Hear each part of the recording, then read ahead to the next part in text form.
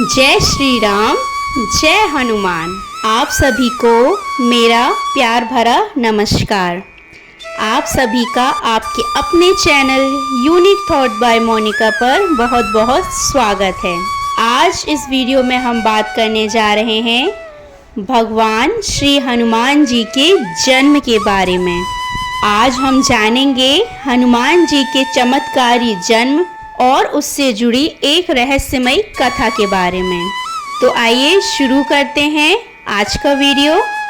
आज हम आपको लेकर चलेंगे एक ऐसी पवित्र यात्रा पर जहां हम जानेंगे हनुमान जी के जन्म की वह चमत्कारी और रहस्यमयी कथा, जो सिर्फ एक कहानी नहीं बल्कि श्रद्धा, शक्ति और समर्पण की मिसाल है। यह कथा हमें बताती है कि क्यों हनुमान जी को कलयुग के जीवंत देवता माना जाता है और कैसे उनके जन्म ने पूरे ब्रह्मांड को चमत्कृत कर दिया। तो आइए शुरू करते हैं ये दिव्य कथा। इससे पहले अगर आप मेरे चैनल पे पहली बार आए हैं तो इसे सब्सक्राइब कर लीजिए और बेल आइकन को हिट करना ना भूलिए, ताकि मेरी सारी अपडेट्स आप तक सबसे पहले पहुंचें। और अगर आपको आज का ये वीडियो पसंद आता है तो इसे लाइक कीजिए, शेयर कीजिए और कमेंट सेक्शन में जय श्री राम, जय हनुमान लिखना ना भूलिए। आइए शुरू करते हैं हमारा आज का वीडियो। हनुमान जी का जन्म एक सामान्य घटना नहीं थी, यह एक दिव्य योजना का हिस्सा था। भगवान श्री राम के कार्य को पूर्ण करने के लिए एक महान भक्त और पराक्रमी सहायक की आवश्यकता थी। कहते हैं, जब देवताओं ने यह देखा कि राक्षसों का आतंक बढ़ता जा रहा है और रावण जैसे असुरों से धरती कांपने लगी है, तब सभी देवता ब्रह्मा जी के पास पहुँचे। ब्रह्मा जी ने सभी देवताओं को आदेश दिया कि वे अपने अपने तेज का अंश एक विशेष बालक के निर्माण में दें, जो राम जी का भक्त बनेगा और उनके कार्य में सहायक रहेगा। वहीं दूसरी ओर केसरी नाम के वानर राजा और उनकी पत्नी अंजना गहरी तपस्या कर रही थीं। अंजना देवी अप्सरा थीं, जिन्हें एक श्राप के कारण पृथ्वी पर जन्म लेना पड़ा था।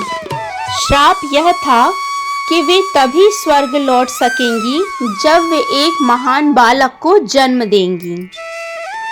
एक दिन अंजना देवी गुफा में तपस्या कर रही थीं। उसी समय राजा दशरथ पुत्रेष्टि यज्ञ करवा रहे थे। यज्ञ से प्राप्त दिव्य खीर को एक पक्षी उठा ले गया और वह खीर उड़ते हुए अंजना के पास गिर पड़ी। वह कोई संयोग नहीं था, यह भगवान की योजना थी।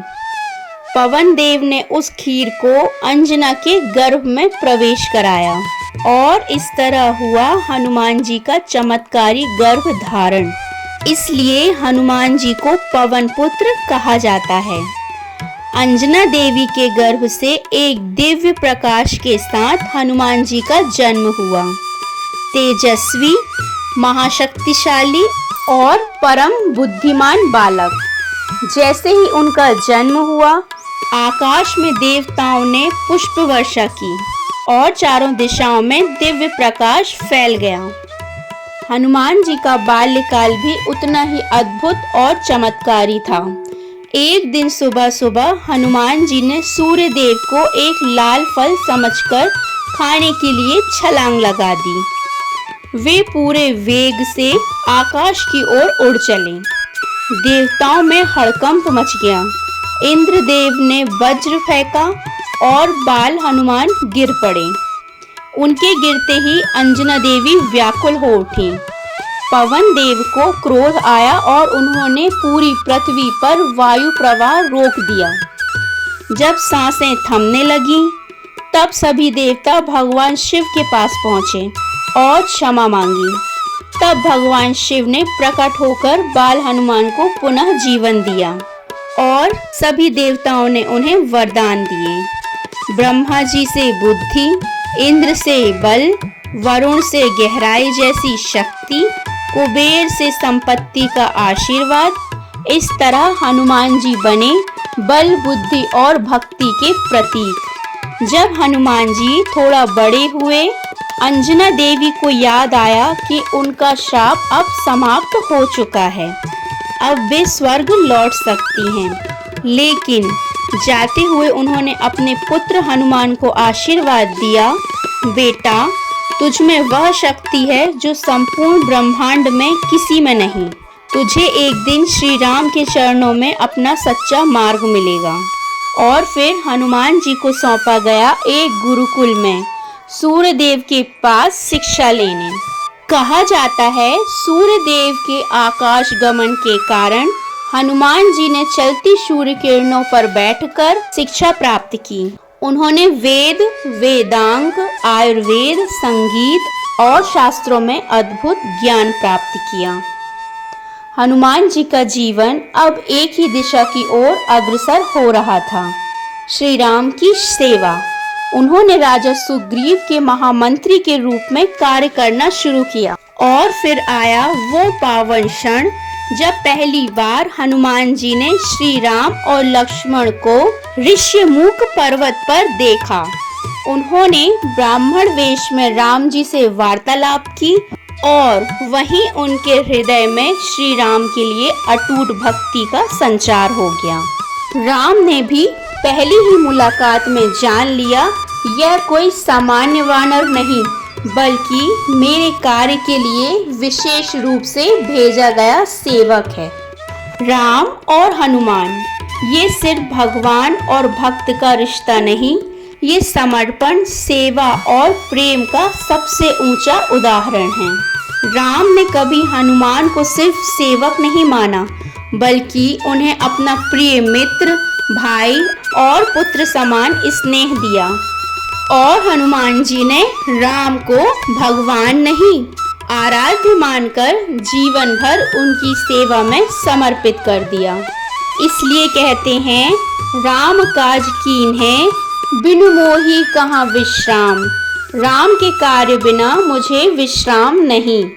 हनुमान जी का जन्म सिर्फ एक चमत्कार नहीं, ये ब्रह्मांड को यह दिखाने का प्रमाण है कि जब धर्म की रक्षा और सेवा का संकल्प होता है तो स्वयं ब्रह्मांड उसकी सहायता करता है।